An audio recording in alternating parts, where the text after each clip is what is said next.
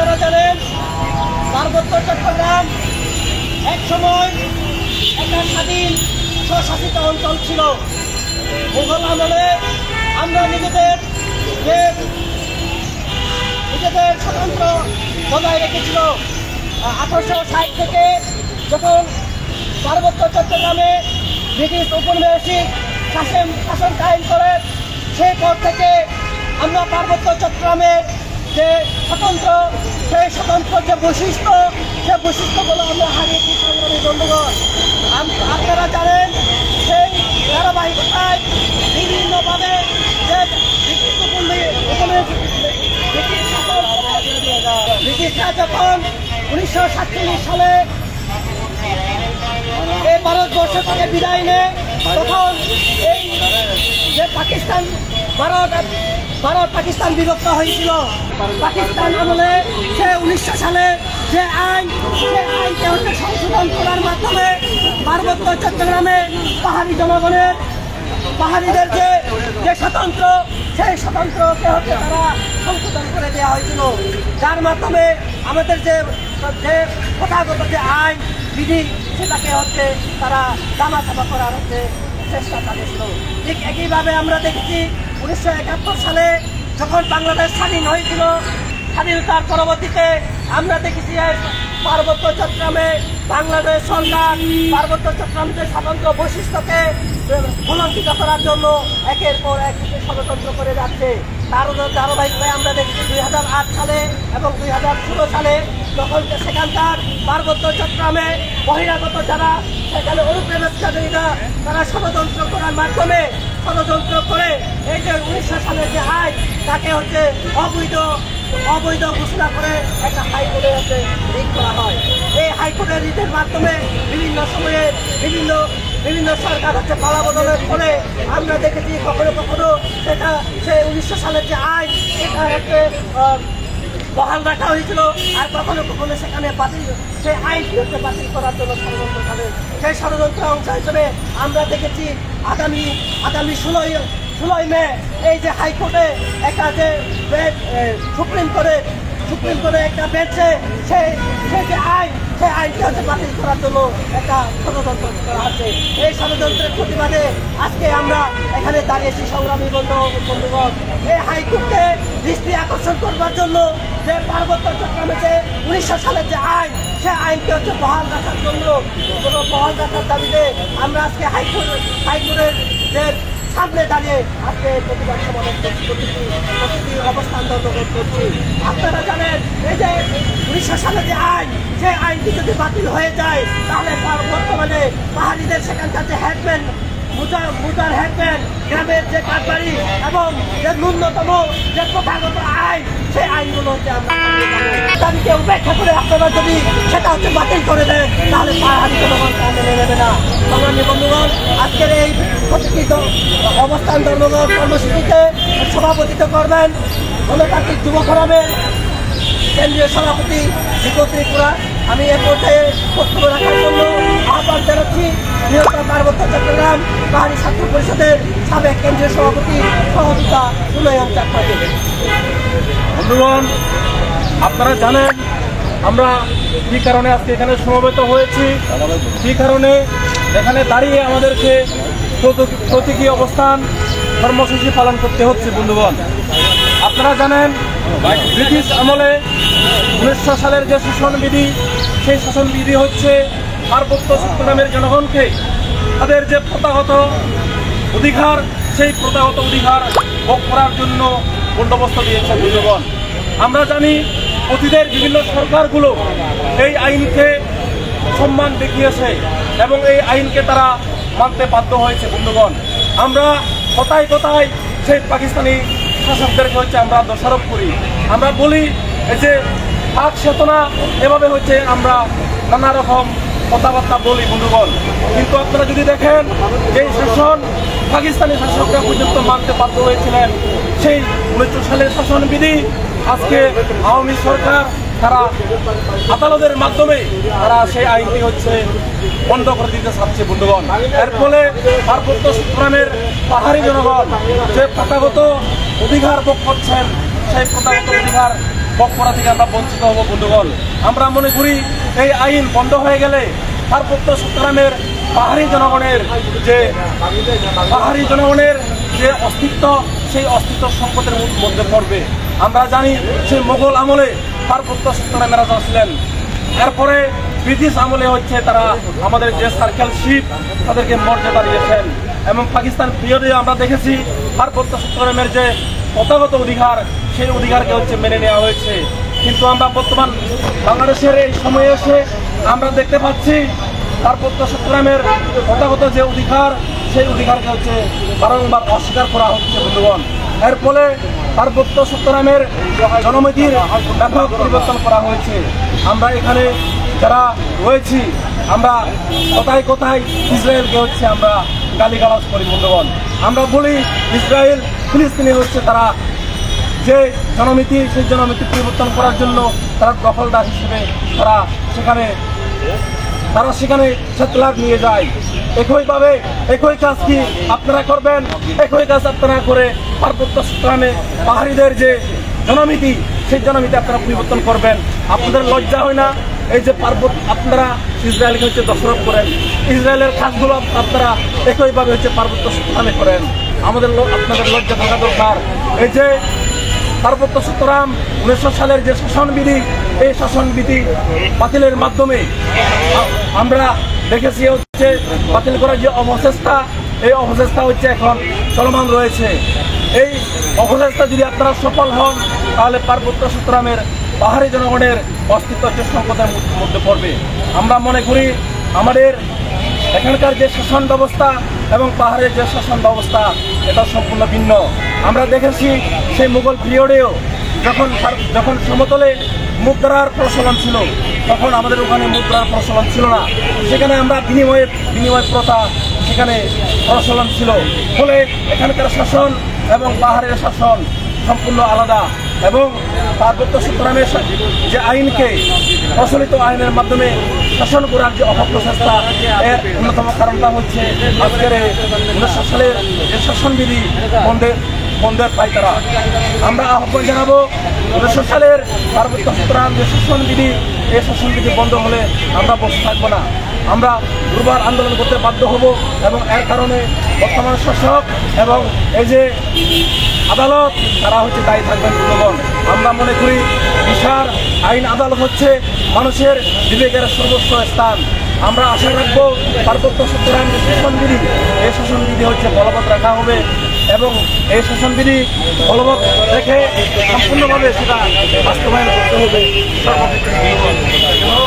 আমি আবারও আহ্বান জানাবো পার্বত্য চট্টগ্রাম 1900 যে শাসনবিধি, এই শাসনবিধি রক্ষা করা হবে এবং পার্বত্য চট্টগ্রামের পাহাড়িদের যে বৈশিষ্ট্য, যে পরিস্থিতি, যে অস্তিত্ব, যে অস্তিত্ব রয়েছে স্বীকার করা হবে বন্ধুগণ। আমি এই আহ্বান জানিয়ে আমার বক্তব্য এখানে শেষ করছি। বন্ধুগণ, আমাদের অবস্থান ধর্মঘট চলছে। আপনারা জানেন আমরা আজকে এই হাইকোর্টের সামনে দাঁড়িয়ে যখন প্রতিটি অবস্থান ধর্মঘট করছি, তখন ওই পার্বত্য চট্টগ্রামে পাহাড়ি জনগণের উপর কীভাবে হচ্ছে নিপীড়ন নির্যাতন চলছে তার চিত্র তুলে ধরা দরকার। সংগ্রামী বন্ধুগণ, আপনারা জানেন গত মাসে 2 ও 3 এপ্রিল যে বান্দরবনে তথাকথিত ব্যাংক ডাকাতি নামে যে পরিস্থিতি সৃষ্টি হয়েছে, সেই পরিস্থিতি এখনো বিরাজমান রয়েছে। আপনারা জানেন সেই ঘটনাকে কেন্দ্র করে সেখানে বান্দরবনে রুমা খাঞ্চি রোয়াংছড়ি এলাকায় যেভাবে হচ্ছে বম জাতিসত্তার উপর যেভাবে নিপীড়ন নির্যাতন চালানো হচ্ছে, কিংবা হচ্ছে তাদের যে পণ্য দ্রব্য সামগ্রীর উপর যে ক্রয়ের উপর যেভাবে নিষেধাজ্ঞা করা হয়েছে, সেই সব পরিস্থিতি একটা ভয়াবহ পরিস্থিতি সেখানে সৃষ্টি করে রেখেছে। আপনারা জানেন সেখানে শুধু যে খাদ্য দ্রব্য পণ্যের উপর নিষেধাজ্ঞা নয়, সেখানে আমরা দেখেছি সেখানে গণগ্রেপ্তার চলছে। সেখানে সেই গণগ্রেপ্তারদের সেখানে শিক্ষার্থীদের যে জীবন সেখানে হচ্ছে এক বিপর্যস্ত অবস্থায় সেখানে সম্মুখীন হয়েছে। এখনো পর্যন্ত যারা সমতলে যে শিক্ষার্থীরা রয়েছেন, ঢাকা, চট্টগ্রাম থেকে শুরু করে বিভিন্ন জায়গায় যারা অধ্যয়নরত শিক্ষার্থী রয়েছেন, তারা হচ্ছে এখনো তাদের নিজ শিক্ষা প্রতিষ্ঠানে ফিরে আসতে পারেনি। আমরা দেখেছি যে যখন সেখানকার যে রাষ্ট্রবাহিনী যে যৌথ বাহিনী অভিযান নামে যখন গণগ্রেপ্তার করা হচ্ছে, সেখানে যে অন্তঃসত্ত্বা গর্ভবতী মাকেও পর্যন্ত তারা রেহাই দেয়নি। এইভাবে হচ্ছে নির্দোষ নিরপরাধ মানুষদেরকে, নারীদেরকে, শিক্ষাদেরকে যে আটক করা হচ্ছে, তা আমরা আজকের এই অবস্থান ধর্মঘট থেকে হচ্ছে তীব্র নিন্দা ও প্রতিবাদ জানাই। একই সাথে যে গণহারের যে গ্রেপ্তার, বান্দরবানের যে গণহারের গ্রেপ্তার, তা বন্ধের দাবি জানাই।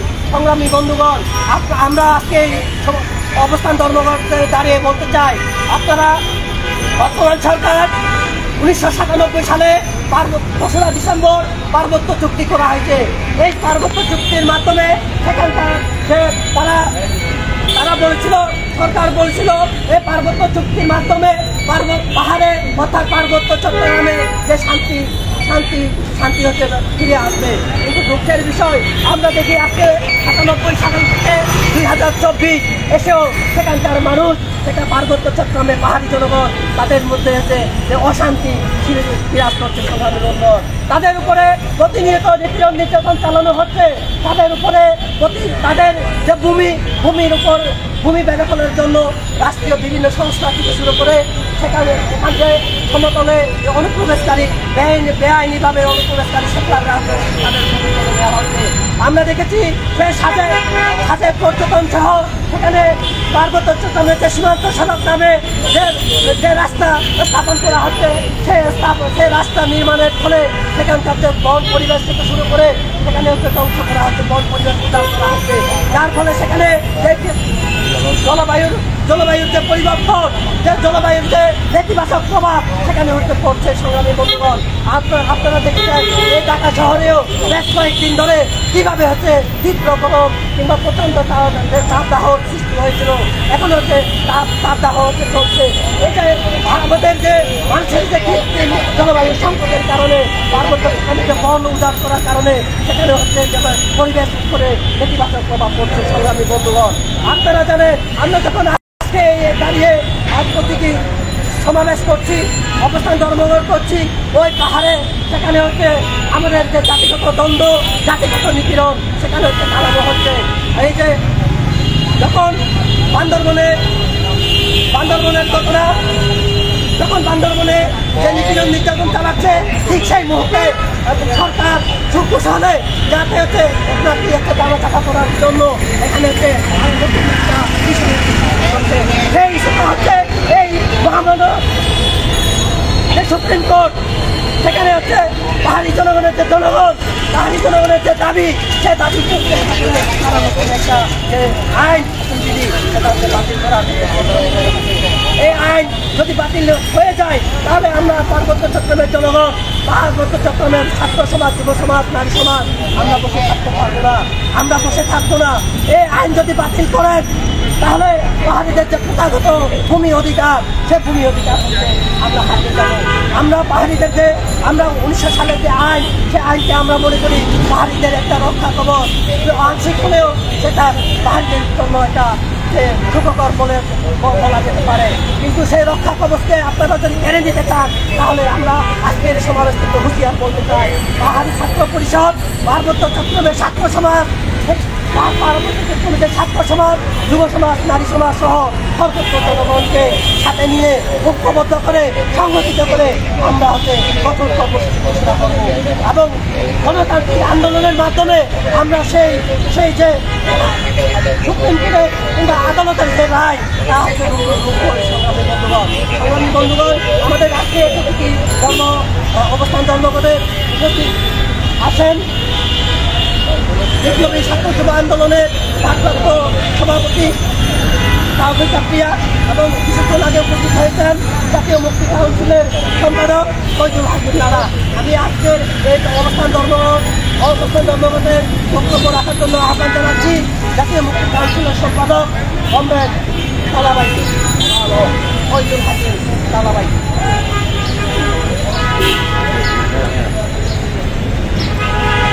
বন্ধুগণ, আজকে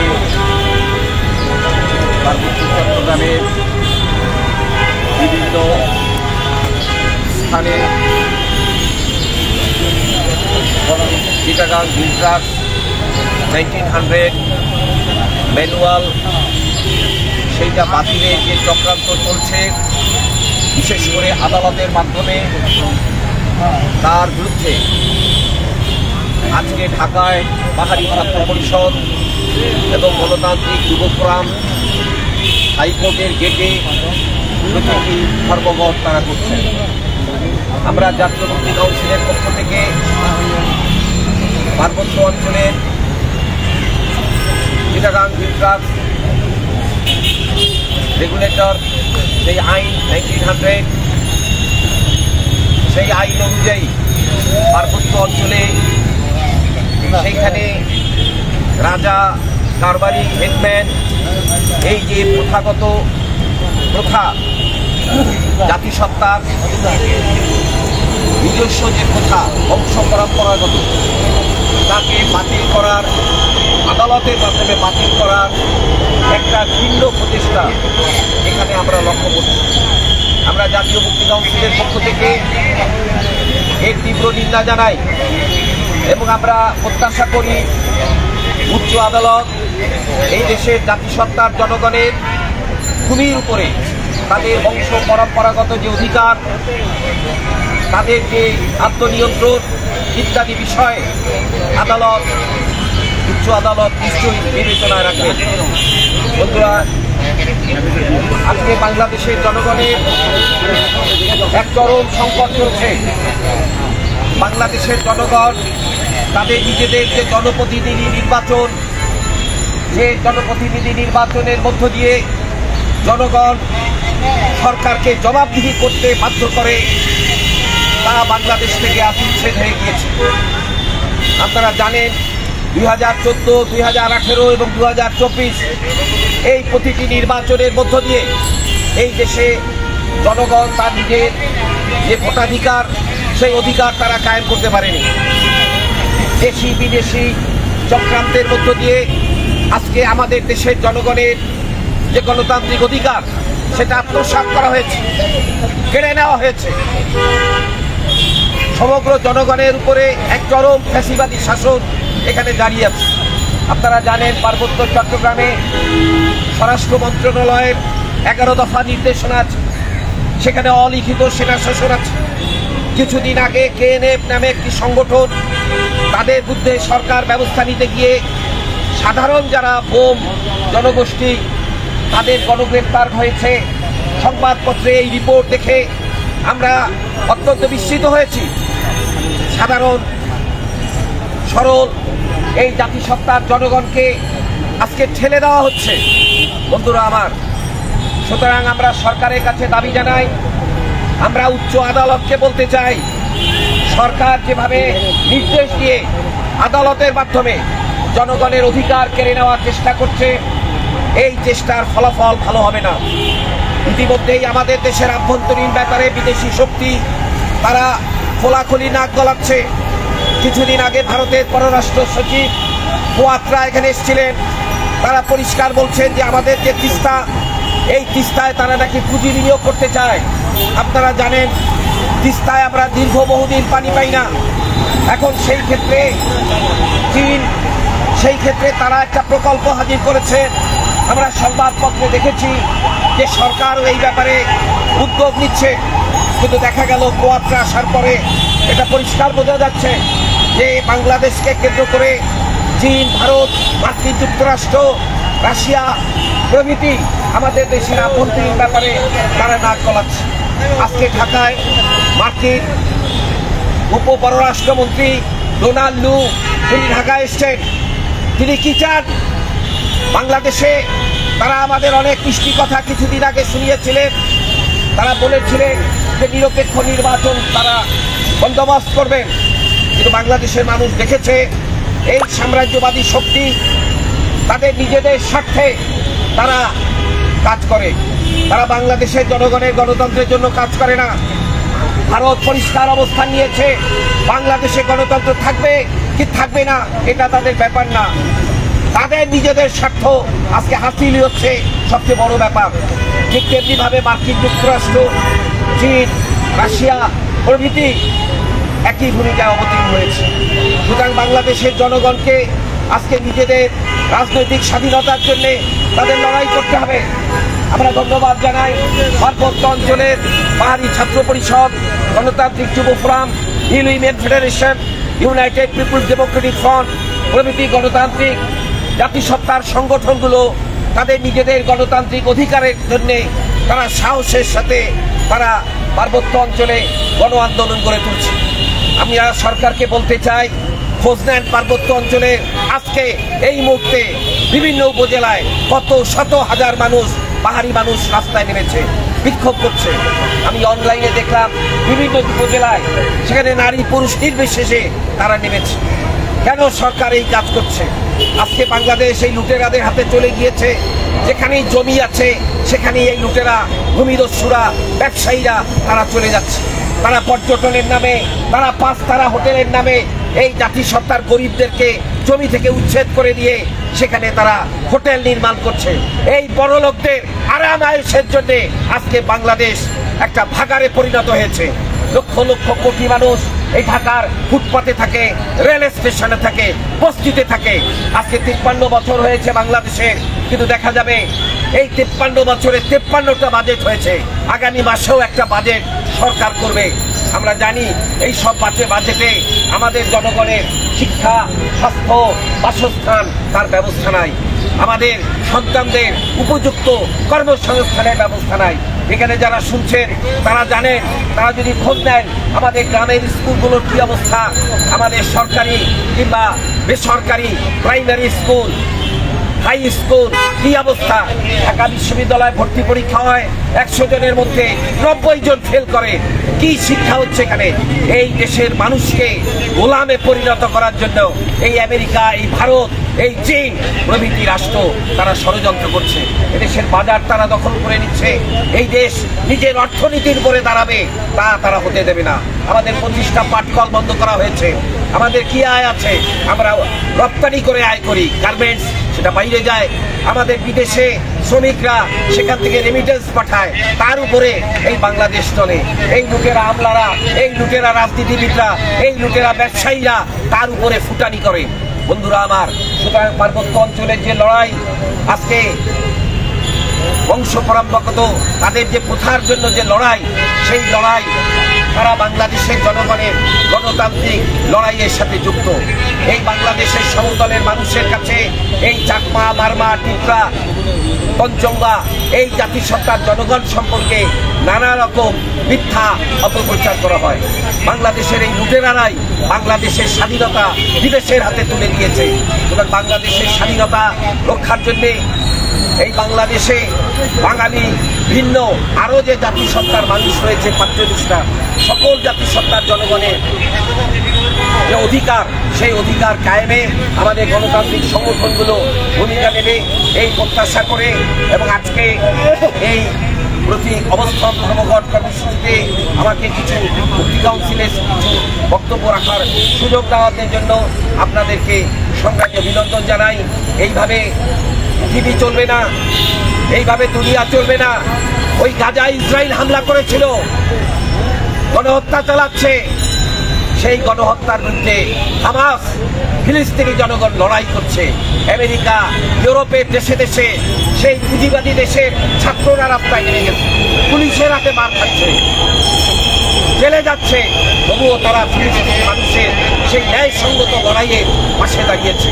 ঠিক তেমনিভাবে আমাদের দেশে এই জাতিসত্তার জনগণের উপরে যে জাতিগত নিপীড়ন হয়েছে, ভাষাগত সংখ্যালঘু জনগণের উপরে যে নিপীড়ন রয়েছে, এই সকল নিপীড়নের বিরুদ্ধে আমাদেরকে সোচ্চার হতে হবে এবং তাদের পাশে দাঁড়াতে হবে। যে জাতি অপর জাতিকে শোষণ করে সেই জাতিভুক্ত মানুষও তারা স্বাধীন নয়। আমরা বাংলাদেশের মানুষ কিন্তু স্বাধীন না। আমরা যারা বাঙালি তারা কিন্তু স্বাধীন না। আমাদের শ্রমিক, কৃষক, সাধারণ মানুষ তারা পরাধীন, তারা কারখানায় পরাধীন, তারা আগুনে পুড়ে ভবন ধসে মারা গেলে কারো বিচার হয় না। সুতরাং বন্ধুরা, আজকে জাতিসত্তার জনগণের এই যে প্রথাগত অধিকার, আজকে রেগুলেটরি 1900 সেই ব্রিটিশ আমলের যে আইন পার্বত্য চট্টগ্রামকে বিশেষ অঞ্চলে চিহ্নিত করে সেখানকার নিয়ম কানুন তারা একটা নির্ধারণ করেছিলেন, সেইটাকে বাতিল করার যে চক্রান্ত চলছে একটা মামলার মাধ্যমে হাইকোর্টে, আমরা সেটা বন্ধ করার দাবি জানাই এবং উচ্চ আদালতের কাছে সেই দাবি জানাই। মেহনতি মানুষের জয় হোক, নিপীড়িত জাতি এবং মেহনতি মানুষ এক হোক, সমাজতন্ত্রই মানব জাতির ভবিষ্যৎ। ধন্যবাদ দাদাভাইকে। সংগ্রামী বন্ধুগণ, আমাদের অবস্থান কর্মসূচি প্রায় শেষ পর্যায়ে। আমরা বলবো, আবারও আমরা আহ্বান জানাবো, আদালতকে আহ্বান জানাবো, আপনারা যে জনগণের মত, আপনারা জানেন আইন কিংবা আদালত এই দেশের নাগরিকদের জন্য এবং জনগণের মঙ্গলের জন্য। আমরা আশা ব্যক্ত করব যাতে আদালত আগামী যে 16ই মে যে রায় দিতে চলছে, সে রায়ে হচ্ছে 1900 সালে যে আইন, যে শাসনবিধি, সে শাসনবিধিকে হচ্ছে মোকাবিলা রাখবে। আর যদি না হয় তাহলে আমরা বলবো আপনারা হচ্ছে জনগণের মতকে হচ্ছে আপনারা প্রাধান্য দিচ্ছেন না, জনগণের মতকে হচ্ছে আপনারা গ্রহণ করছেন না। ইতিমধ্যে আপনারা যে জানেন গত পরশুদিন থেকে পার্বত্য চট্টগ্রামে রাঙামাটি, খাগড়াছড়ি সহ প্রায় 10টির অধিক এলাকায় হচ্ছে পাহাড়ি জনগণরা নামছে। সেখানে ছাত্র, যুব, নারী থেকে শুরু করে পাহাড়ি জনগণ, শত শত পাহাড়ি জনগণ তারা প্রতিবাদ করছে। আপনারা জানেন আগামীকাল 15ই মে খাগড়াছড়ি এবং রাঙামাটি জেলায় যে অর্ধদিবস অবরোধ ইউনাইটেড পিপলস ডেমোক্রেটিক ফ্রন্ট তা অবরোধ যে কর্মসূচি তা ঘোষণা করেছে। এরপরেও যদি আপনারা সে রায় যদি আপনারা বাতিল করে দেন, তাহলে আমরা বলবো, আবারও বলবো, তাহলে পার্বত্য চট্টগ্রামের জনগণ থাকবো না। সংগ্রামী বন্ধুগণ, এই পর্যায়ে আমি বক্তব্য রাখার জন্য আহ্বান জানাচ্ছি গণতান্ত্রিক যুব ফোরামের সভাপতি জিতুল ত্রিপুরাকে এবং তার বক্তব্যের মাধ্যমে আজকের এই অবস্থান ধর্মঘট ঘোষণা করবেন। ধন্যবাদ।